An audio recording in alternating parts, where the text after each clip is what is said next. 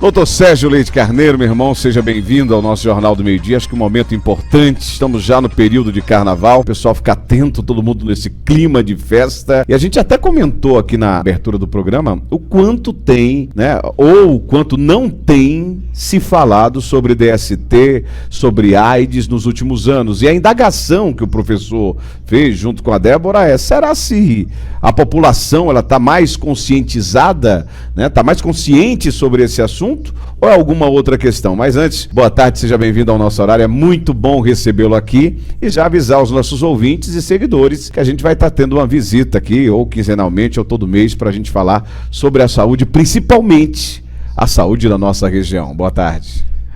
Boa tarde, Nerisvaldo, boa tarde, parabéns aí pela oportunidade e por esse momento que é levar informações numa época tão importante, como é o caso do Carnaval, né, aos seus ouvintes, porque não acabou não. DST está aí, as doenças sexualmente transmissíveis estão aí e a população precisa ter consciência, principalmente num período desse, que as pessoas estão mais, vamos dizer assim, se permitindo mais por conta de bebida alcoólica, por conta do carnaval, de festas, trio elétricos, bailes, etc. Então eu acho que é um momento importante para a gente poder fazer algumas colocações, falar um pouco de doenças sexualmente transmissíveis, que a gente chama hoje de ISTs. É isso que eu já ia falar, né? E tem uma nova nomenclatura. Não é uma nova nomenclatura, na verdade o que diferencia as ISTs das DSTs? É que existem algumas infecções que não são doenças.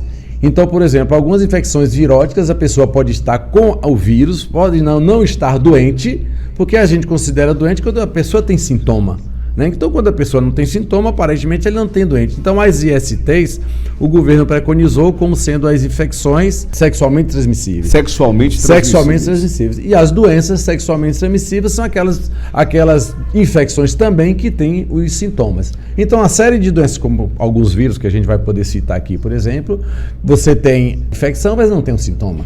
Né? A hepatite, por exemplo, né? Então, aí não entra. Não, é porque são doenças, é uma doença viral, né, que você aparentemente não tem. Então, se preconizou que todas são infecções sexualmente transmissíveis. Vou fazer essa pergunta, mas por que essa alteração agora? Ao menos pra gente, não sei se isso, para vocês que é da classe médica, sempre faz. Existe uma evolução, na verdade, né, de conceitos, de nomenclaturas, para se poder abranger um número maior de doenças, na verdade, para se passar aos telespectadores. Eu acho que esse é o papel fundamental. Estamos em 2024, né? O mundo está tão moderno. Imagine que a minha bisavó estivesse sobrevivendo hoje aqui, o susto que ela iria tomar a partir da minha filha, né? Que já parece que nasce andando.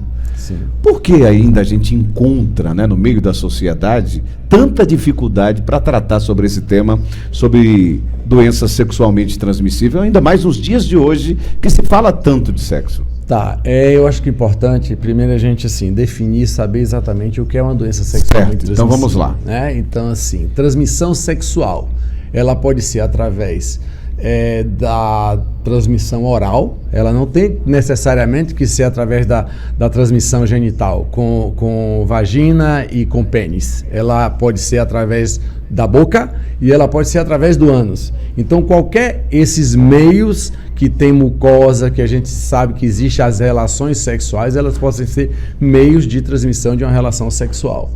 E colocando essa pergunta que você me fez, o que existe hoje? Existe hoje muitas vezes um tabu, né? Que é justamente o preconceito que existe na sociedade de se falar sobre sexo. E eu acho que não é nem sexo, é se falar sobre sexualidade, porque falar de sexualidade não é falar sobre sexo. Então eu acho que o papel da família, o papel das escolas nesse processo de educação, eu acho que é fundamental para que nós tenhamos uma sociedade com mais saúde reprodutiva, na verdade, uma saúde sexual, para que os indivíduos possam poder viver de uma forma mais tranquila. Então eu acho que o tabu e a responsabilidade das famílias, A gente não vai falar para o nosso filho que sexo não é gostoso. Você não pode falar para o seu filho porque o adolescente, na puberdade, na adolescência, ele começa a se tocar, ele tem prazer. Então eu acho que o que precisa é a consciência de uma orientação maior e de uma abertura maior por parte dos pais, por parte das escolas, para se fazer essa orientação que eu acho que é fundamental nessa educação. Não é fácil, né?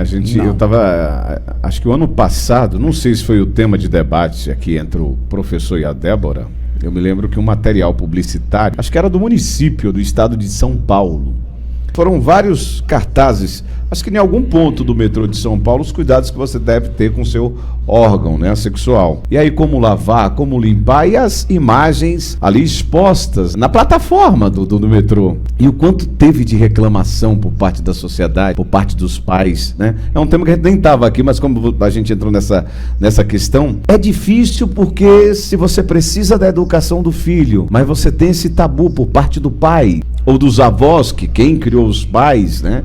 E aí a gente entra numa questão que é de saúde pública, sim, mas aí a gente vem também, quem sabe, numa questão psicológica, né? De um trabalho psicológico, porque às vezes o filho na escola tem que levar para os pais, né? É difícil isso, né? E essa informação muitas vezes cai como se fosse um estímulo ao sexo, né? Então, assim, a forma como a maioria da população encara uma publicidade dessa. Não me fale sobre isso, menino. Não, mas eu aprendi na escola. Não, isso é coisa feia, não se deve falar. Exatamente. Né? E esse é o momento que a educação precisa chegar nas escolas e através das famílias também, para a educação dos meninos, porque muitas vezes você falar de sexualidade, você falar de preservativo, você falar da possibilidade de você evitar uma gravidez indesejada, uma gravidez precoce, né? E que muitas vezes é indesejada, né? Então a gravidez precoce ela já precisa ser falada. E a gravidez precoce indesejada, que muitas vezes uma adolescente tem um relacionamento e ali engravidou porque não teve orientação sexual, porque foi chegando na adolescência, a mãe não pôde orientar para procurar um médico, para começar porque não foi orientada lá no passado, porque não foi orientada, né? Exatamente. Então, eu acho que são as questões mesmo de tabus aí que existem na sociedade que a gente precisa encarar de frente e ter a consciência. Vamos falar dos sintomas e dos sinais das IST. Isso. É uma série de sintomas, né? De vírus, de bactérias e de protozoários. A gente tem uma série de ISTs. Clamídia, gonorreia, sífilis, o HPV, que é vírus, o herpes, que é vírus, a hepatite, que é virótica também. A gente vai falar um pouco das vacinas também, que eu acho importante. Então, os sintomas, bolhas, caroços na região genital, corrimentos... Aí cada um com seu sintoma. Exatamente. Né? Cada doença dessa tem um tipo de sintomatologia específica e um tipo de tratamento também. E o bom por um lado, claro, tirando o HIV, que não tem cura, e o herpes também, porque é uma doença cíclica, é virótica também, todas as outras são curáveis e são facilmente tratáveis também. Então o que a gente precisa é procurar um profissional de saúde, procurar um médico quando tem qualquer desses sintomas para ter uma vida sexualmente saudável e começar a dar continuidade aí a vida sexual ativa e reprodutiva. E um ponto importante também que o quanto mais antes tratar, melhor, Sim. Né? Eu me lembro de uma fase, eu tinha meus 17, 16 anos, e eu tinha um colega que trabalhava junto comigo, a gente era cheio de menino, e aí ele pegou uma dessas, e ele disse que levou tanta bronca do médico, né? Foi tanta bronca, ele morrendo de vergonha da situação, mas quanto mais cedo você buscar, como é que a gente pode prevenir as ISTs, doutor? Eu acho que a maior prevenção é a vacina, né?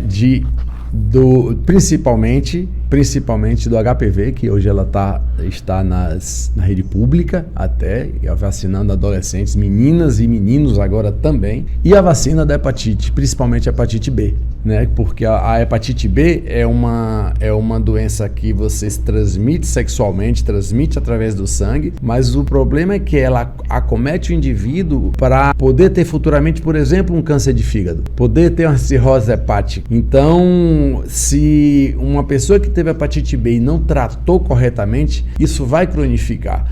E quando cronifica, ela não apresenta sintoma nenhum. E aí ela vai estar aí beijando boca no carnaval com essa beijação toda de uma pessoa que tem uma doença crônica como hepatite vai transmitir para uma pessoa que não tem. Claro que o inóculo do beijo é menor do que uma relação sexual. Eu digo, a partir do momento que você ejacula, por exemplo, a carga viral é maior do que num beijo, na saliva.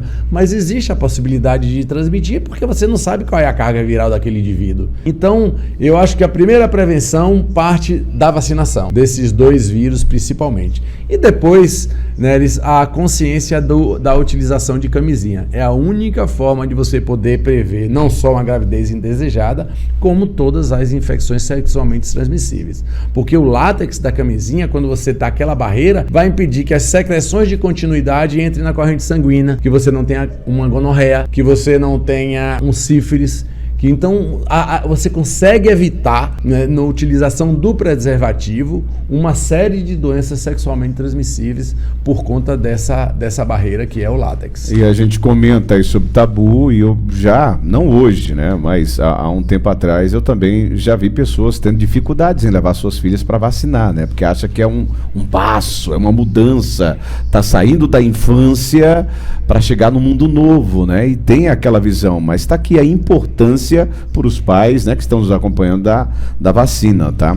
Doutor, no laboratório, qual o exame que pode ser feito aí para o diagnóstico? Existem vários exames que podem ser feitos para o diagnóstico de algumas doenças sexualmente transmissíveis. O primeiro passo é que essa orientação venha do médico, do profissional médico, para o paciente se dirigir ao laboratório e fazer o seu exame. Não adianta ele ir lá porque eu estou achando alguma coisa. Corretamente. Né? Não é o indicado. Eu estou sentindo, mas vou lá. Não. Eu acho que é a orientação de se procurar um profissional clínico, um profissional especialista, seu médico, seu clínico, seu geriatra pode perfeitamente orientar você. E uma coisa importante hoje, né, que eu queria comentar, é que com o advento hoje do Viagra, do Cialis, de algumas drogas que estimulam a libido sexual, principalmente em pessoas mais idosas, o aumento de número de casos de ISTs tem aumentado por conta disso também. Então, assim, a gente pensa que muitas vezes os casos diminuíram, que HIV hoje só pega quem é homossexual. Acabou isso. Não existe. As últimas estatísticas mesmo demonstram que o aumento de número de casos é por conta desse aumento mesmo da possibilidade das pessoas aí estarem resolvendo seus problemas de impotência, por exemplo, e se expondo mais, etc. Então, eu acho que é isso. Assim, o laboratório, existe hoje um exame que a gente faz através de biologia molecular, por exemplo, que ele pode detectar várias doenças e através, a gente chama isso de PCR, de cadeia de polimerase, que na verdade são doenças, são diagnósticos que você pega o DNA da célula. Então você pode resolver uma clamídia, um tricomatis, o ureoplasma. Então são infecções que você consegue. Sífilis, por exemplo, toda gestante faz durante a triagem o VDRL, que é o exame de triagem para o diagnóstico da sífilis. E a sífilis tem aumentado muito o número de casos. E é uma questão de saúde pública muito preocupante, principalmente porque as gestantes precisam estar sendo cuidadas através desses programas, né, para que evite que uma criança nasça com deficiência, com cegueira e podendo levar até a morte. Então o laboratório entra nesse papel, né? Assim, são várias possibilidades a gente colhe cultura de secreções uretrais, culturas de secreções vaginais e o próprio exame do preventivo, que é a pesquisa do câncer de colo do útero. Quem é que causa o câncer do colo do útero? É o HPV. O HPV, ele forma como sintoma a crista de galo, que é você pode ter muitas vezes uma verruga local ou não. E aí você pode também, o indivíduo pode adquirir esse HPV, pode gerar um câncer de colo de útero numa paciente que tem uma vida sexualmente ativa, e isso é preciso ter esses cuidados. Mas sempre com a orientação e a indicação do médico para se dirigir ao laboratório. Isso é fundamental. É sabido que a prevenção é mais economia do que o tratamento, né, na questão do investimento da saúde. Sim. Por que se tanto falava na década de 80, de 90 da AIDS, né? Tanto se falou no final da década de 90 sobre, na época, DST, hoje IST, e hoje se fala menos, sendo que você está trazendo aqui dados que os números, infelizmente, eles só têm aumentado. E não é a nível de Brasil, não. A nível de região, Chapada Diamantina, também, né? Por que não se previne tanto? O que é que acontece? Assim, essa era a dúvida que a gente estava tendo aqui no início do programa. O que é que se acontece? Neres, hoje o que acontece é que hoje os medicamentos para AIDS, eles conseguem fazer com que o indivíduo tenha uma qualidade de vida que não tinha antes. Ele vai morrer de morte morrida, mas não morre de AIDS, porque você diminui a carga viral desse indivíduo, então ele não desenvolve a doença. O que é ele desenvolver a doença? Estou falando do vírus. O que é ele desenvolver a doença? Ele desenvolver a doença é ele começar a ter os sintomas. Então ele não tem o sintoma. Então ele toma aquele coquetel de medicamentos e ele vai viver uma vida aparentemente normal, mas ele é um transmissor. Ele tem o vírus. E se ele tiver relação sexual, ele vai transmitir esse vírus para seu parceiro. Então, se deixou-se de falar porque não existe mais aquele número de casos de morte. O coquetel, ele tem algumas situações em que há um efeito colateral por conta desse medicamento, mas muito pouco. Mas o indivíduo vive tranquilamente hoje e existem uns programas no próprio Estado, na Secretaria de Saúde, de fornecer gratuitamente para a população esses medicamentos. Então a AIDS passou a ser como se não existisse mais, mas pelo contrário. Mas existe, está forte. Existe, né? Muito presente. O número de casos é grande. Há muito pouco tempo atrás, eu não posso te dar um dado estatístico hoje, há muito pouco tempo atrás, a nossa região, por conta da incidência, eu vou explicar para deixar isso muito bem claro. Temos uma região pequena e temos uma região turística. Então, em termos de número a população, em relação ao número de casos, a nossa região ocupava o segundo lugar hoje no estado em número de casos de AIDS por conta da incidência, não por conta do número de casos. É isso aí. Doutor, eu quero te agradecer. A gente se encontra então numa próxima oportunidade. Muito obrigado por essa conversa. Eu acho que a gente vai sentar várias outras vezes para a gente falar mais sobre saúde para você, para o nosso público que acompanha o nosso Jornal do Meio-Dia. Obrigado, doutor.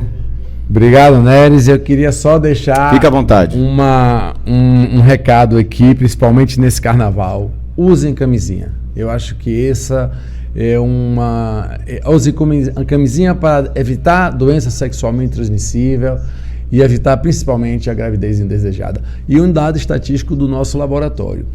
Período pós-carnaval aumenta muito a quantidade de pessoas fazendo, por exemplo, o beta-HCG, né?